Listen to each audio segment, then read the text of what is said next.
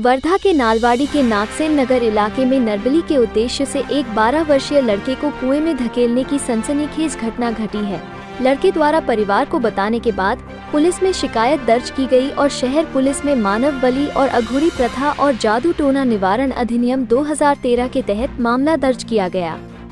शहर police station हद्दीमध्ये एक नागसेन नगर आहे, त्या ठिकाणी हा जो पीडित मुलगा आहे 12 वर्षाचा, त्या ठिकाणी तो राहतो, त्याच्या आजीसोबत राहत होता। तो त्याच्या समोरच राहणारी आरोपी महिला आहे, तिनं तो पतंग खेळत असताना त्याला तिथून घरून काम पाहायला चल असं सांगून त्या ठिकाणाहून त्याला घेऊन गेल्यानंतर त्या विहिरीवरती जाऊन त्या मुलासोबत तिनं काही पूजा अर्चा केली। त्या ठिकाणी जाऊन त्या मुलाला अष्टगंध लावला।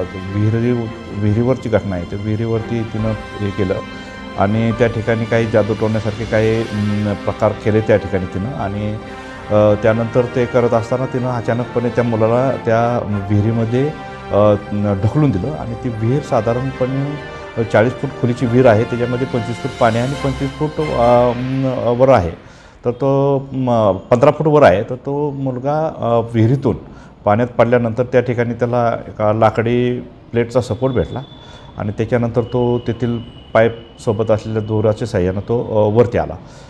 सदर ठिकाणी जाऊन आम्ही प्रत्यक्ष जाऊन खात्री केली आणि खात्री केल्यानंतर हा प्रकार खरा असल्याचं निष्पन्न झाला आणि त्यानंतर सदरबाबत गुन्हा पोलीस स्टेशन वर्धा शहर येथे